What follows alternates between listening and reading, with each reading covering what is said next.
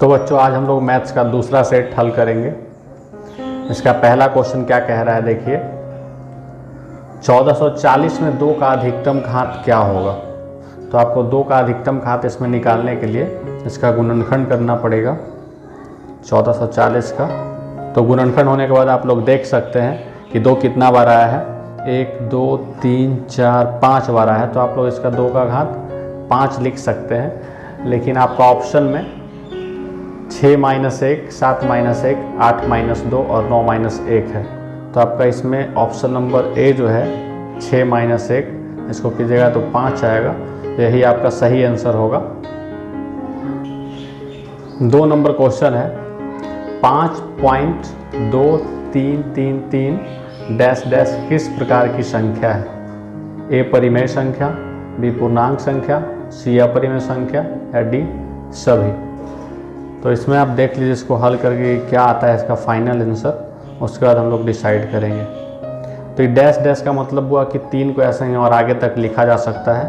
तो इसको हम लोग क्या कर सकते हैं, 3 पे हम लोग रेकरिंग देते हैं। रेकरिंग का मतलब होता है उस संख्या को और आगे तक बढ़ाया जा सकता है। तो आप इसको हल कीजिए।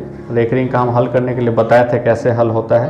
तो 523 में 52 घटेगा, उसके बाद भाग कितना से लेगा, 1 अंक पे रेकरिंग है तो 1 9 और 1 अंक बिना रेकरिंग का है तो 1 0। इसको घटाइए, 3 में से 2 गया 1, 12 में से 5 गया 7, बच गया वह 471/90 जो कि परिमेय संख्या है। इसलिए आपका ऑप्शन नंबर ए जो है वो सही आंसर होगा। 3 नंबर क्वेश्चन देखते हैं। px बराबर 5x² + 3x + 1 तथा qx बराबर 2x। तो px में qx से भाग देने पर भागफल का घात क्या होगा। तो आप भाग देके इसको चेक कर सकते हैं।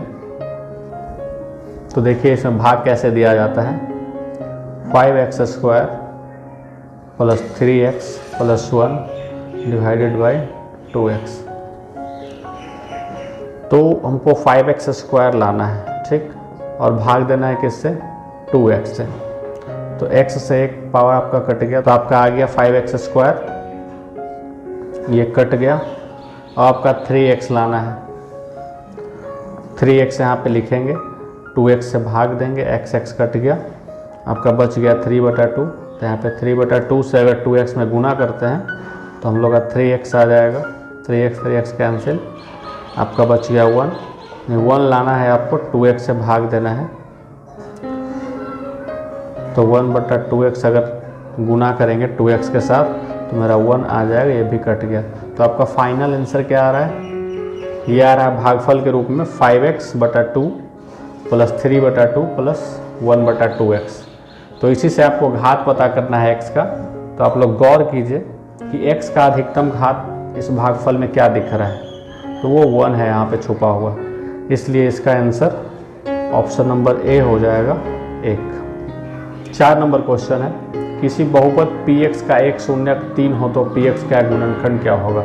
जब भी इस तरह का क्वेश्चन आपको दिया जाए तो शून्य के द्वारा हम लोग उसका गुणनखंड निकाल सकते हैं। तो शून्य किसको कहते हैं, हम बताए थे आप लोगों को कि x को या तो आप शून्य भी बोल सकते हैं या उस समीकरण का मूल भी बोल सकते हैं। तो x बराबर आपका दिया हुआ है 3, तो अगर 3 इधर प्लस में है तो दूसरे साइड आएगा तो माइनस में, इधर 0 बच गया, इसलिए x - 3 इसका एक गुणनखंड भी कहलाएगा। तो आपका ऑप्शन नंबर बी सही आंसर होगा। 5 नंबर क्वेश्चन है, किसी बहुपद px बराबर x² + bx + c के शून्यक -2 तथा 6 हों तो b तथा c का मान ज्ञात करें। तो सबसे पहले नोट कर लेते हैं कि px बराबर क्या दे रहा है, तो x² + bx + c, और इसमें x का मान दे रहा है -2 और 6। तो बारी बारी से आप px में दोनों का मान पुट कर सकते हैं। तो पहले p - 2 पे निकाल लीजिए। और एक चीज़ आप लोगों को ध्यान देना है कि जब भी किसी का शून्य का अगर मान रखा जाए उस समीकरण में तो वो 0 के बराबर हो जाता है। तो अगर हम यहाँ पे -2 रख रहे हैं तो ये जो बहुपद है ये 0 के बराबर हो जाएगा। मान रखिए यहाँ पे -2 का square plus b × -2 plus c बराबर 0। इससे आपका एक समीकरण तैयार होगा। ये हो गया 4 प्लस, ये हो गया प्लस माइनस -2b + c बराबर 0। अब हम लोग क्या करते हैं, -2b और c को दूसरे साइड लेके चले जाते हैं, 4 को ऐसे ही छोड़ देते हैं, तो ये माइनस में तो इधर आएगा तो प्लस में, c प्लस में तो ये माइनस में, यानी आपका एक समीकरण प्राप्त हो गया 2b - c बराबर 4। उसी तरीके से दूसरा समीकरण तैयार कर लेते हैं p6 से, तो ये हो जाएगा 6 का square plus b × 6 plus c बराबर 0। ये हो गया 36 प्लस 6b प्लस c बराबर 0। तो 6b प्लस c बराबर क्या हो जाएगा, इधर प्लस 36 है तो दूसरे तरफ जाएगा तो -36। ये आपका दूसरा समीकरण प्राप्त हो गया। अब इन दोनों समीकरण को हम लोग हल करते हैं, क्या आता है देखते हैं इसका। तो दोनों समीकरण आपका यहाँ पे नोट कर दिया गया है, आप लोग इसको हल कीजिए। c प्लस में और c माइनस में कैंसिल हो गया, यहाँ पे बच गया 2b प्लस 6b। दोनों समीकरण को हम लोग जोड़ रहे हैं क्योंकि हम लोग अपोजिट चिन्ह वाले को बराबर किए हैं। तो 6 2 8 भी हो गया बराबर, इधर आपका कितना बच गया 4 - 36 यानी -32 आ गया, इसलिए b का मान कितना हो गया -32, और 8 यहाँ पे गुना में तो इधर जाएगा तो भाग में हो जाएगा, यानी -4 आपका b का मान आ गया। अब b का मान आप समीकरण 1 में भी रख सकते हैं, 2 में भी रख सकते हैं, किसी में भी रख के आप इसका मान निकाल सकते हैं c का। तो यहाँ पे अगर रखते हैं हम 1 में तो हो जाएगा 2 × -4 - c बराबर 4, तो हो गया -8 - c बराबर 4। ये इधर माइनस में है और ये 4 इधर प्लस में है, तो 4 को इस साइड ले आइए, -8 - 4, और c इधर माइनस तो इधर आएगा तो प्लस, इसलिए c बराबर क्या हो गया -12। तो आपका एक ही ऑप्शन से मैच कर रहा है, -4 और -12। ऑप्शन नंबर आपका सी है, तो यही आपका सही आंसर होगा। 6 नंबर क्वेश्चन है, दो समपूरक कोणों में बड़ा कोण छोटे कोण से 18 डिग्री बड़ा है तो कोणों का माप बताएं। तो सबसे पहले समपूरक कोण कहते किसको, ये आपको पता करना है। तो वैसा दो कोण जिसका योग 180 डिग्री के बराबर होता है उसको समपूरक कोण कहते हैं। अगर वही पूरक कोण की बात की जाए तो जब दो कोणों का योग 90 डिग्री के बराबर होता है तो उसको पूरक कहते हैं। तो आप इसमें सबसे पहले मान सकते हैं कि माना कि पहला समपूरक कोण x डिग्री, माना कि पहला समपूरक कोण बराबर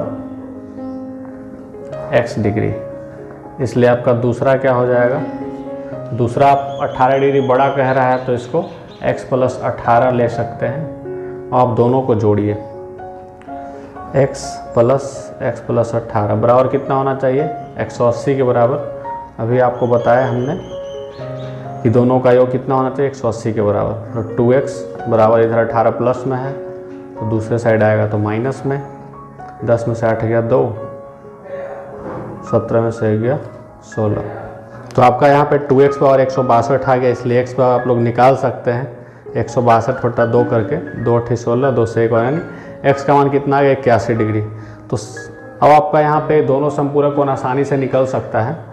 पहला तो आपका निकल गया 81 डिग्री, इसलिए दूसरा समपूरक कोण कैसे निकालेंगे आप लोग, इसमें मान रख सकते हैं x + 18 यानी 81 + 18 हम लोग करेंगे, कितना गया 8 1 9 और 8 1 9 99 डिग्री। यानी आपके पास दो समपूरक कोण प्राप्त हो चुका है 81 डिग्री और 99 डिग्री, जो कि आपका ऑप्शन ए से मैच करता है, तो ये आपका सही आंसर होगा।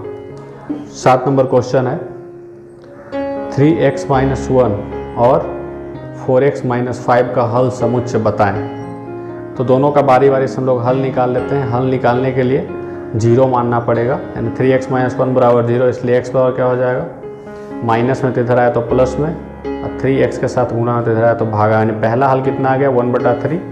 अगर दूसरे पार्ट को लेते हैं तो 4x - 5 बराबर 0, इसलिए x बराबर ये माइनस है तो इधर आया प्लस, 4 गुना में है तो भाग, यानी 5/4। तो आपका ऑप्शन देखना है किस ऑप्शन से ये मैच कर रहा है, 1/3 और 5/4 आपका ऑप्शन नंबर ए से मैच कर रहा है, तो ये आपका सही आंसर होगा। 8 नंबर क्वेश्चन है, यदि समीकरण x² + 4x + m बराबर 0 के लिए मूल वास्तविक और असमान हो तो m के लिए कौन सही है।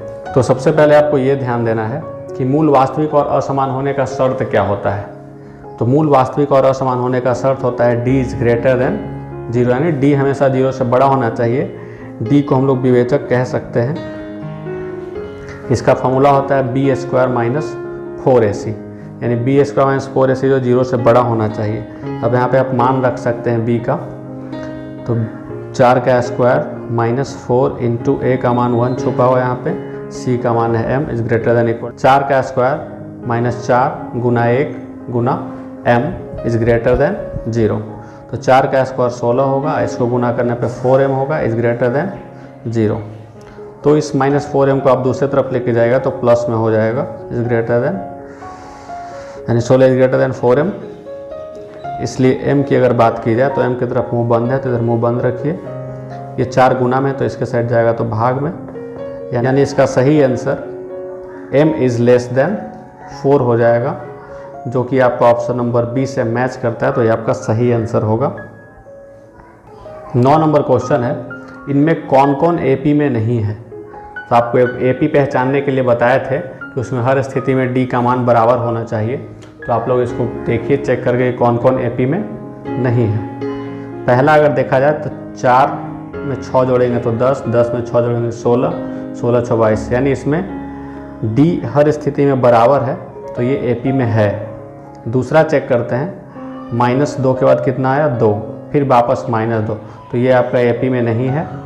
तीसरा अगर देखते हैं तो 1 के बाद -1 आया है, यानी 2 का अंतर है, फिर 2 का अंतर है, फिर 2 का अंतर, तो ये भी आपका AP में है। तीसरा नंबर अगर देखते हैं तो इसमें D यहाँ देखा जाए तो 0, यहाँ भी 0, लेकिन यहाँ पे D 1 आ जाता है, इसलिए भी आपका AP में नहीं होगा। तो इसका क्वेश्चन जो था कि AP में नहीं है पूछ रहा था, तो इसलिए आपका ऑप्शन नंबर बी और ऑप्शन डी सही आंसर होगा।